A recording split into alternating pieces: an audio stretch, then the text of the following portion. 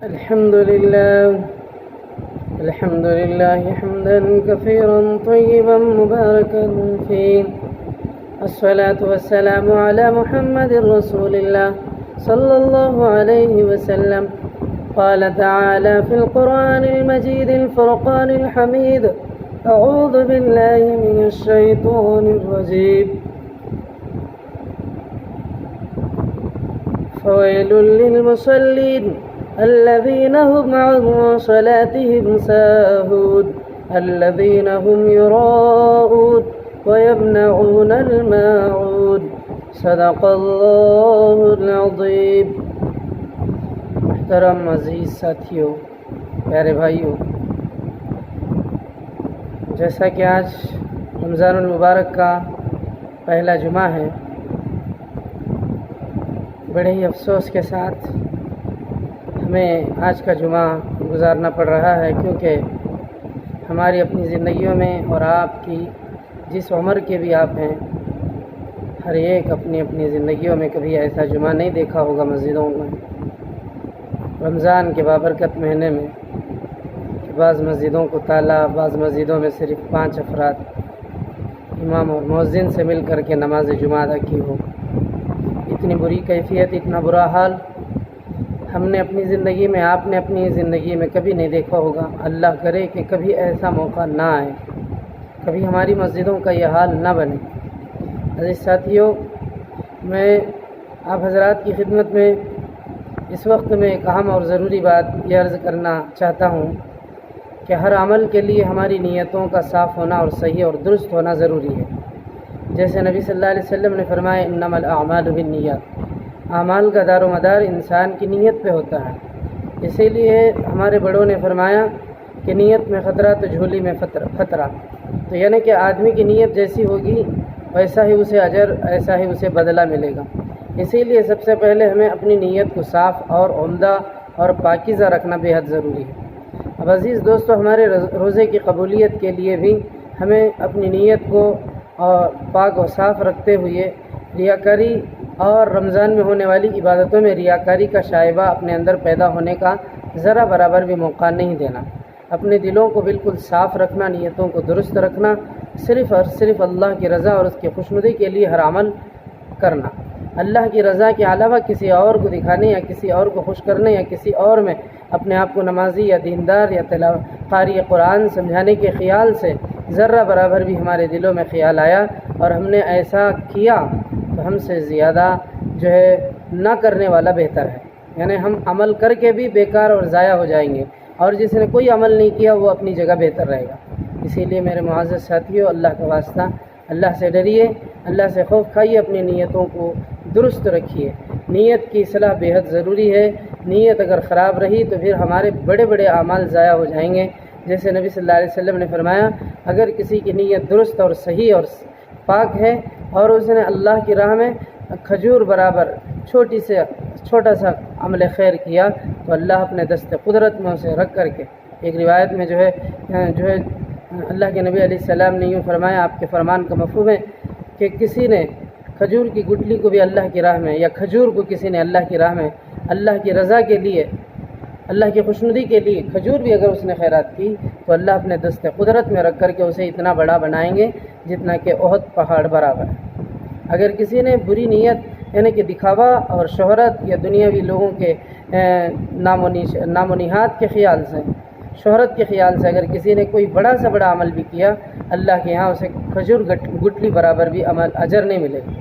تو اسی لیے میرے عزیز ساتھیوں، اللہ کا واسطہ نیتوں کو درست رکھیے.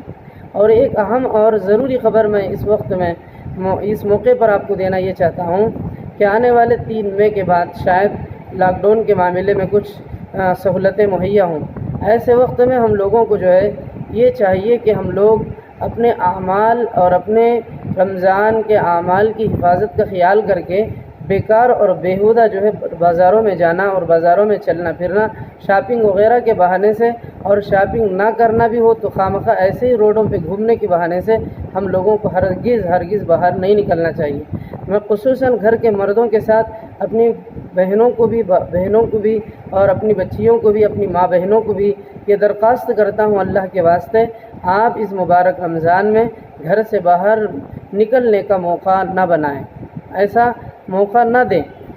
اگر آپ نے ایسا موقع دیا تو آپ کے تصاویر، جہاں آپ کی 2-4 عورتیں یا 2-4 ٹوپی والے مرد اگر کسی ایک جگہ پر کھڑے ہو کر کے کچھ شاپنگ وغیرہ کر رہے ہیں تو اس کی تصویر بنائی جائے گی، پھر اس کا ویڈیو بنایا جائے گا، پھر آنے والے دنوں میں پتہ نہیں سوشل میڈیا میں کیا کیا بول کر کے اس کو جو ہے تشہیر کی جائے گی، اس کی کیا پتہ نہیں کیا بول کر کے پبلکسٹی کی جائے گی۔ ہم بہت بدنام ہو چکے ہیں، آلریڈی ہم مسلمان اتنا بدنام ہو چکے ہیں کہ سارا کرونا ہمارے سر پہ آ گیا۔ پتہ نہیں کس نیت سے، یعنی کس علاقے میں نکلا، یہ پوری دنیا کو معلوم ہے۔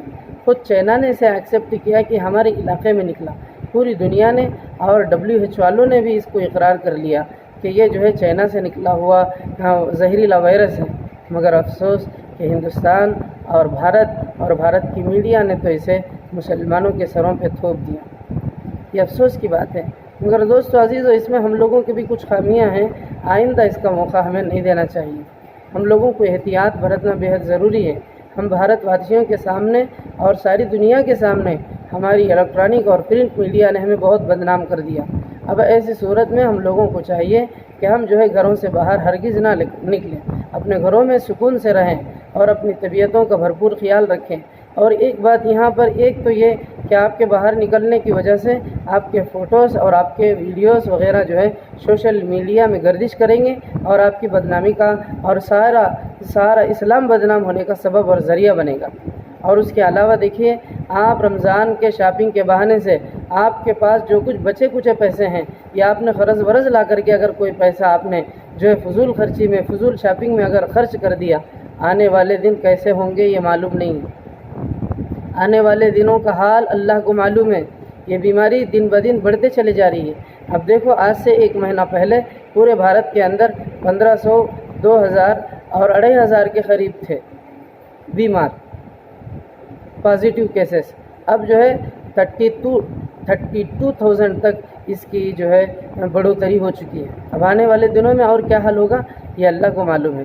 اسی لیے میرے معزز ساتھیوں، آنے والے دنوں میں پھر لاک ڈاؤن کا حال کیا ہوگا، ملک کا معاشیت کیسے رہے گی، ہمارا فائنانشیل کیسا رہے گا، یہ اللہ کو معلوم ہے۔ ہمارے پاس جو کچھ پیسہ بچا ہے، اللہ کے واسطے اسے محفوظ رکھیں، اسے بیکار جگہوں پہ خرچہ نہ کریں۔ اس سال ایک مرتبہ ہم جو ہے اچھے کپڑے، اچھے جو ہے میک اپ سیٹ وغیرہ ہماری بہنیں، ہماری بچیاں اگر نہ خریدیں، اور ہمارے خوبصورتی کے جو سامان ہیں، مزین ہونے اور خوبصورت بنانے کے جو سامان ہیں، یعنی کہ ایسی چیزوں کو نہ خریدنے سے، نئے کپڑے اور نئے سامان کے نہ خریدنے سے، ہمارا 1 سال کا نہ خریدنے سے کچھ نہیں بنے، کچھ بگڑے گا نہیں۔ اللہ یہ نہیں پوچھے گا عیدگاہ میں، یا پتہ نہیں اس سال کا کیا حال ہوگا، عید کی نماز بھی کیسے رہے گی، کیا حال ہوگا، وہ تو اللہ ہی کو معلوم ہے۔ اب تو ہماری مسجدوں کا حال ہم اپنی آنکھوں سے دیکھ ہی رہے ہیں کہ وہ افطار کا سماں، وہ سحری کا وقت، وہ فجر کی نماز کا موقع کتنا خوشنما اور کتنا خوبصورت رہتا تھا۔ آج یہ مسجدیں ویران پڑی ہوئی ہیں، اور مسجدوں کی در و دیوار ہم سے غیر محسوس طریقے سے شکوہ اور شکایتیں کر رہی ہیں، زبان حال سے شکوہ کر رہی ہیں کہ ہم لوگوں کا حال تم نے ایسے بنا دیا۔ اسی لیے میرے معزز ساتھیوں، میرے معزز بھائیوں اور معزز بہنوں، میں آپ سے درخواست کرتا ہوں، اس سال اپنے پیسہ کا بچت کیجیے۔ اپنے گھر کے شوہر اور اپنے گھر کے والدین یا اپنے گھر کے بھائی، جو کچھ بھی آپ کے گھر کے سرپرست ہیں، ان پر پریشر نہ ڈالیے، بوجھ نہ ڈالیے، اور وہ خود اگر زیادہ خرچ کر رہے ہیں تو ان کو آپ عقل مندی کے ساتھ ان کو روکیے اور کہیے کہ اس سال بہت احتیاط کرنی چاہیے، اپنے خرچ کو بچانا چاہیے۔ تو اس طرح سے اگر آپ کریں گے تو انشاءاللہ تعالی آنے والے دنوں میں بھی آپ سیف رہیں گے۔ پتہ نہیں آنے والے دنوں کا حال کیا ہوگا، اسی لیے ان ضروری اور اہم باتوں کو آپ کے سامنے بتانا میں نے ضروری سمجھا، تو لہٰذا یہ 1 جمعہ رمضان کا تو گزر گیا، آنے والے جمعوں میں بھی پتہ نہیں ہمارا کیا حال رہے گا، ہماری مسجدوں کا کیا حال رہے گا، اور عید فطر کا کیا حال رہے گا، وہ تو اللہ بہتر جانتا ہے۔ اللہ کرے کہ عید فطر سے پہلے دنیا سے اللہ تبارک و تعالیٰ اس زہریلے وائرس کو ختم فرمائے، اور مسلمانوں کی جان و مال کی، عزت و آبرو کی اللہ حفاظت کرے، مسجدوں کے، مدرسوں کے، خانقاہوں کی اللہ بھرپور حفاظت فرمائے۔ آمین۔ وآخر دعوانا الحمد للہ رب العالمین۔